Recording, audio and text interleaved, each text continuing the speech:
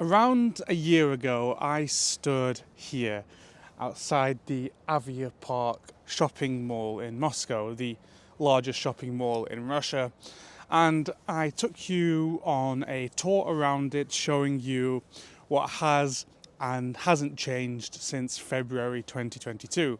Now it's February 2025, and we're 3 years into mass sanctions against Russia and the decision of so many foreign companies to leave the country. So I want to take you on a tour again for a look inside Aviapark, and I'll show you what has and hasn't changed. As many of you will undoubtedly know, the reason that so many companies have left Russia since 2022 isn't actually sanctions. Normal foreign retailers not in the military sector or in the oil and gas sector haven't been hit by sanctions, and they haven't even been threatened with sanctions. Some companies said they pulled out of Russia for what they called moral reasons, stating they don't agree with the government and they don't want to pay taxes anymore to Moscow.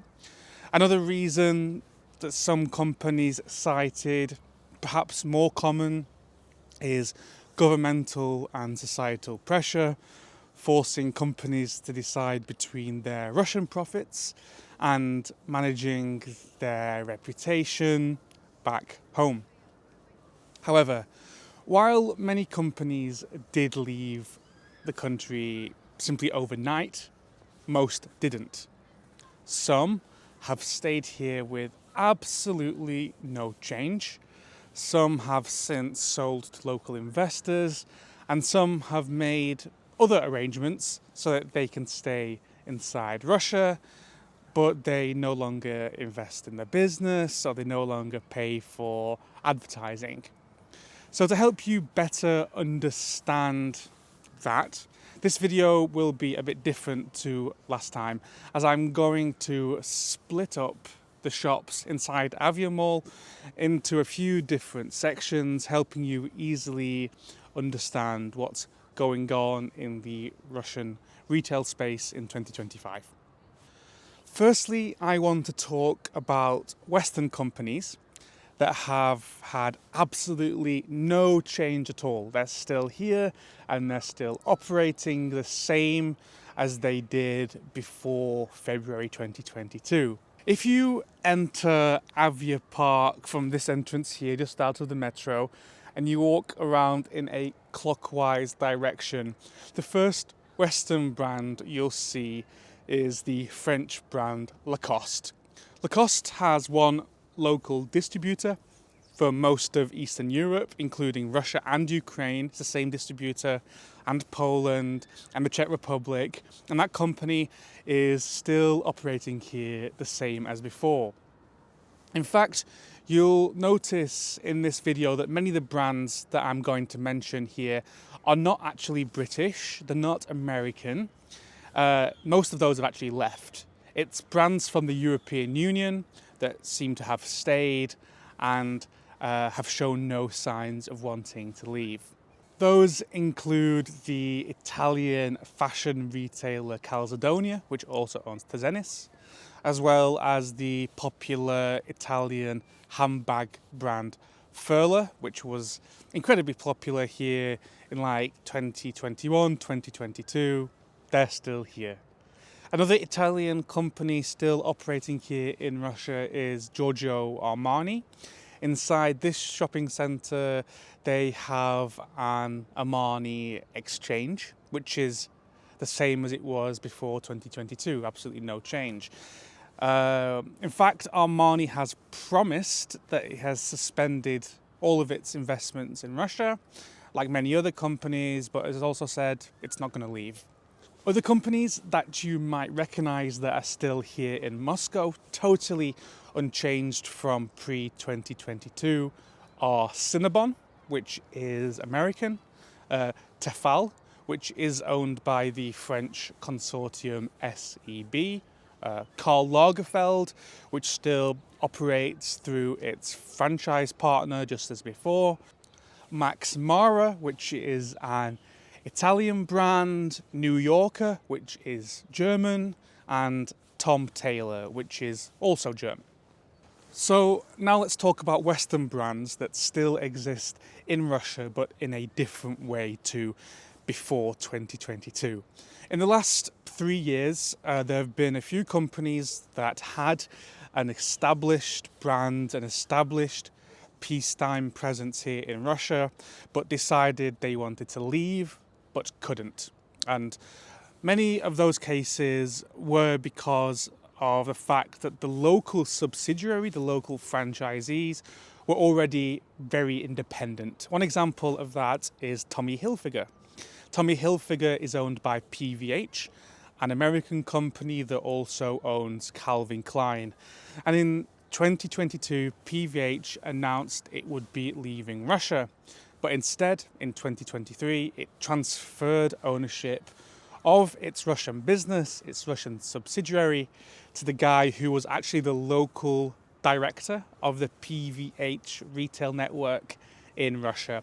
Essentially, this means PVH has zero control now over Tommy Hilfiger and Calvin Klein in Russia, but their brands are still being used and their clothes are still being sold.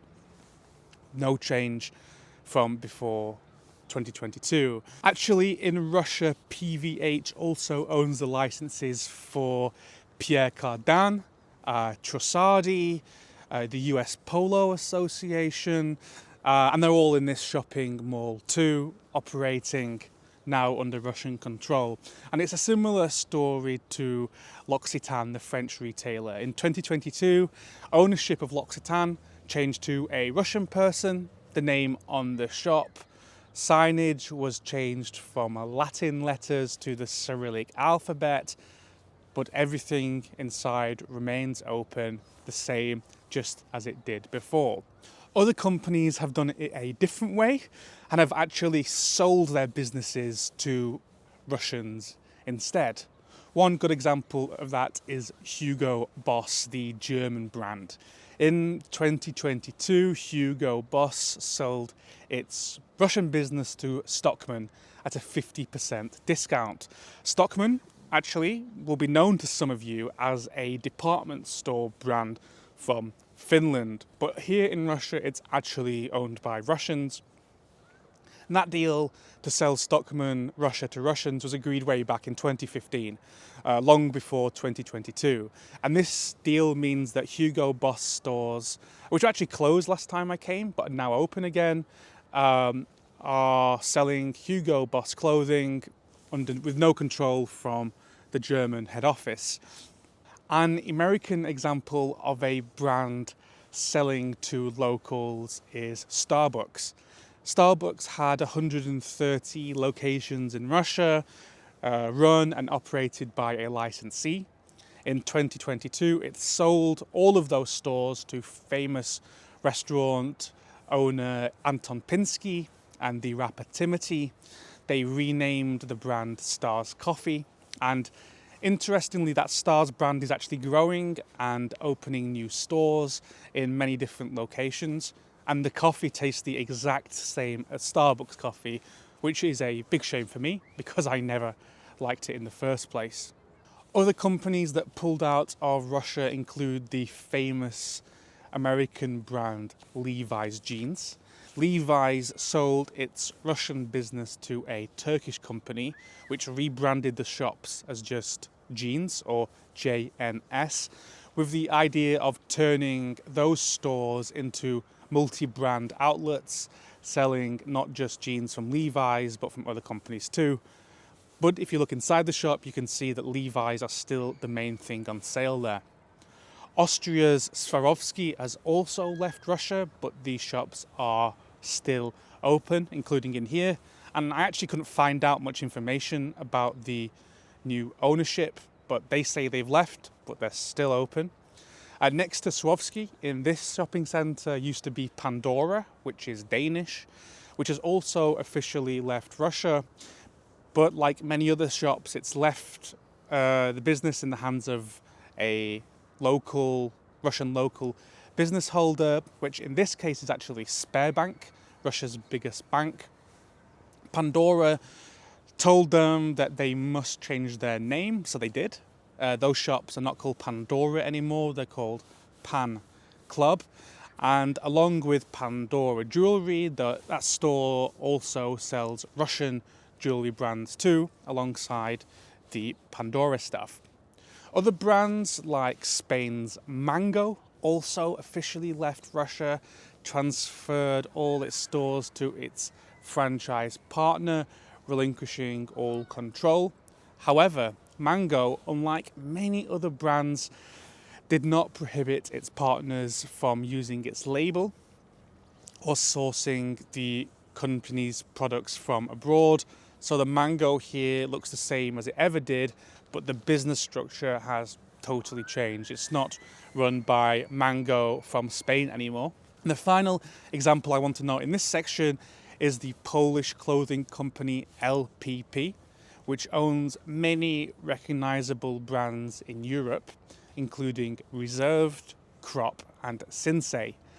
LPP sold the company to a buyer who had, in this case, zero prior connection to the LPP group. They sold in 2022, and the Russian buyer has basically kept the shops the exact same. The only difference is the brands have all been renamed. So Reserved is now RE, Crop is now CR, and Sinsay is just Sin. While I'm here, it would be remiss of me to ignore the fact that brands from most of the rest of the world haven't left Russia at all. And that's why this video is mainly focused on Western brands. But companies like China's Huawei, Korea's Samsung are still here. And some other brands have actually even opened up in the last few years that didn't exist in Russia before 2022, like Hazi's, which is also from Korea. Now I want to talk about some of the quirks of shopping in Russia in 2025, which is brands that have been very neatly replaced. The most obvious example of that is Zara. Zara is owned by Inditex from Spain, which also owns Bershka, Massimo Dutti, Pull&Bear, and Stradivarius, all of which existed in Russia before 2022. Instead of selling to a local company, Inditex sold all of these brands to the Daher Group, which is from the United Arab Emirates. Daher actually rebranded all of these shops. So Zara is now called Mag, Stradivarius is Villette, Bershka is Ecru, and Pull&Bear is now Dub. And these shops look very, very similar to the old brands. The clothes are the same style as well, but they're absolutely not the same. The clothes are not from Inditex. They're totally different. It's a totally different company, a totally different brand, but has very neatly and easily replaced the brands that left. Another great example of this is Lush. In 2022, Lush left Russia, and the brand was taken over by Lush's former Russian partner and licensee holder, Dmitry Azarov. So once Lush stocks ran out, he renamed the brand to Oomph and started making totally different soaps and bath bombs and all the things you would expect to find in Lush, but they're not the same. It's a totally new company. There's no Lush products in that shop anymore, but the company has very neatly filled the gap that was left behind. Other replacements have not been so successful. For example, when Uniqlo left, some of the stores were taken over by a new company called Just Clothes, which aimed to mimic Uniqlo. Unfortunately for them, the quality is very poor and they're doing very badly. In fact, they had 13 stores and 8 of them have already closed. And I wouldn't be surprised if the rest of them go soon too. There's also another alternative I want to quickly touch on, and that is Russian shops like La Moda Sport, Sneaker Box, Sportmaster and Amazing Red. They aren't brands of their own, but instead they sell all the Western brands you'd expect, like Nike, Adidas, Puma, Reebok, whatever, you name it. They're all under one roof in the same way that sporting goods shops work in the UK or the US. That means they simply need to source shoes from abroad, import them into Russia and put them on display without needing actually to be a Nike store or an Adidas store. And it means Russians can get those brands from a sporting goods store instead. This also works a similar way with luxury goods. Not here, not in this shopping centre, but if you go to some of the more exclusive department stores in Russia, you'll find brands like Dior, Gucci, Dolce & Gabbana.